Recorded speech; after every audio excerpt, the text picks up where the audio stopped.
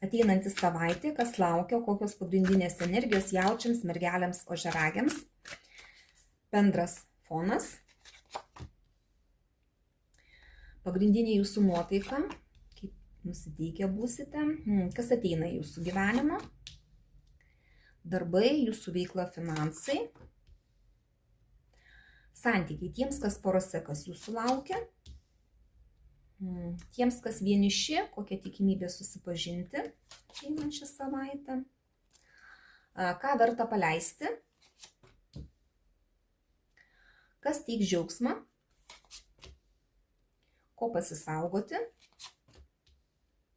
Ir patarimas, kaip tą savaitę praleisti kuo geriau. Ką kortos pataria. Pagrindinis savaitės fonas, velnio arkanas.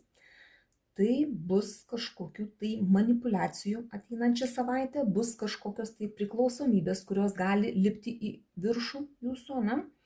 Ir tos priklausomybės gali visokios būti. Galbūt alkoholio vartosite, galbūt gundysite kažką tai, nes ir seksualumo gali būti labai daug ateinančią savaitę. Galbūt patys kažkur tai bandysite kažkur su kažkuo sumanipuliuoti, bet gali būti taip, kad ir su jumis gali bandyti kažkas tai manipuliuoti. Todėl būkit akylus, žiūrėkit, kas kalbama, kas jums ką sako, ne?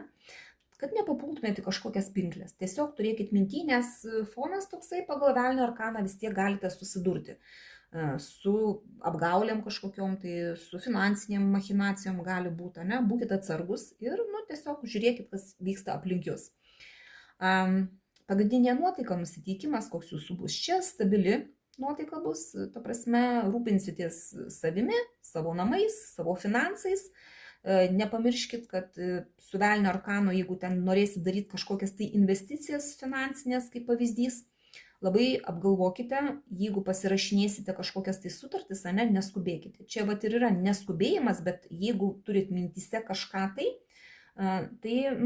išgvildenkit iki galo. Nedarykite skubotų kažkokių tai sprendimų, nepriimkit skubotų kažkokių tai ar įsipareigojimų, ar kažkokių tai, ta prasme, kad paskui nereikėtų pasigailėti. Nes, čia pagal velnio arkaną gali būti visko. Kas ateina į jūsų gyvenimą? Čia ateina tas momentas, kai jūs išeisite iš kažkokio tai konflikto arba iš kažkokios tai situacijos, kuri jūsų nebetenkino. Išeisite į kažką tai geriau, nes galbūt yra pas kažkuriuos iš jūsų kažkokia tai situacija, kuri jau užsitempė per ilgai, kuri jūs skaudino, galbūt nepatiko, galbūt kažkas tai buvo ne taip, tai čia yra tikimybė, kad jūs iš jos po truputį išeisit. Kas liečia jūsų veiklą, jūsų darbus. Čia kardų tūzas, tai visą laiką yra kažkokios tai informacijos gavimas, kažkoks nušvitimas, gali mintis kažkokia šauti nauja, galbūt į galvą, kažkoks kaip nušvitimas, galbūt bus noras pradėti kažką tai naujo, galbūt bus noras nukirsti kažką tai, kas jau nebereikalinga, kas atgyveno jūsų veikloje, kas nebeduoda pelno. Galbūt ir tas išėjimas toksai ateina, kad galbūt jūs susidėsit taškus ant į ir jau toliau eisite kažkaip tai susidėlioję, galbūt krypti kažkokią kitą paėmę.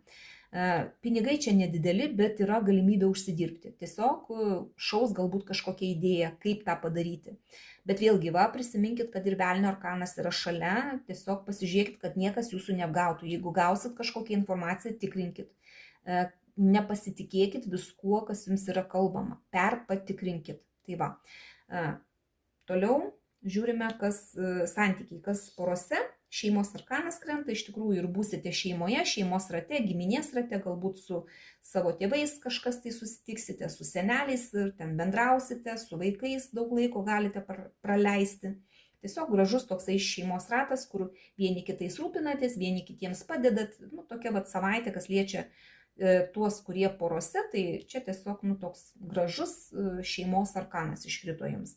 Tiems, kas vieniši, kokia tikimybė susipažinti, tai yra didelė tikimybė susipažinti. Čia gali būti pažintis baliukų metu, tokios trumpalaikės, vienkartinės, neįpareigojančios, ypač su velnio arkanu, tai gali būti net ir vienos nakties toksai nuotykis, bet tokia tikimybė yra.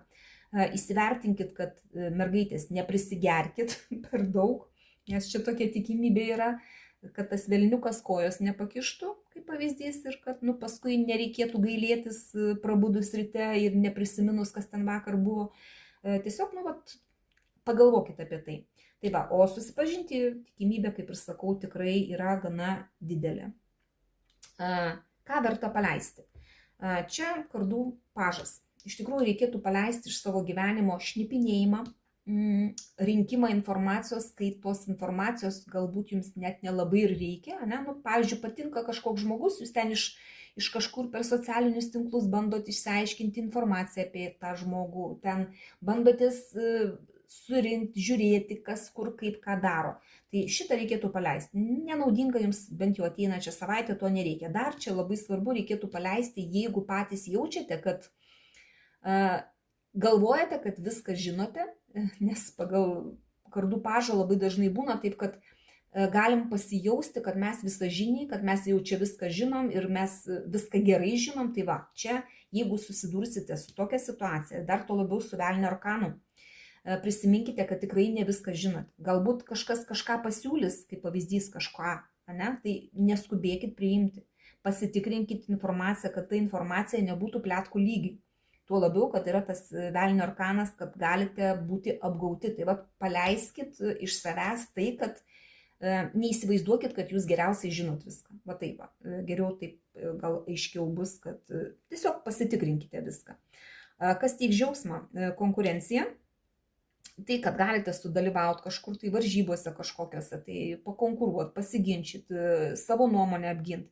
Tai jums teiks džiaugsmą, kad galbūt apginsite, galbūt pasirodysite kažkur tai aukščiau už kažką, tai geriau už kažką, tai jums teiks džiaugsmą. Laimėsit galbūt kažkokį tai konkursą, žodžiu. Toliau žiūrime, ko pasisaugoti. Bokšto arkanas. Pykčiai visų pirma, ypač dar su velnio arkanu, nepapulkite į kažkokius tai konfliktus, kurie nieko gero jums neduos.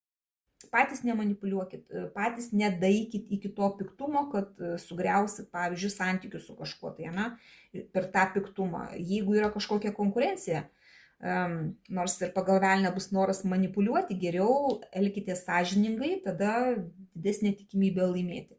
O čia reikia, sakau, pasisaugoti pykčių, pasisaugoti spontaniškumo tokio, kai neapgalvota ir darote kažką. Tai tiesiog, kad nesugrius, nes nebus taip, kaip jūs norite, jeigu jūs elgsite spontaniškai per daug.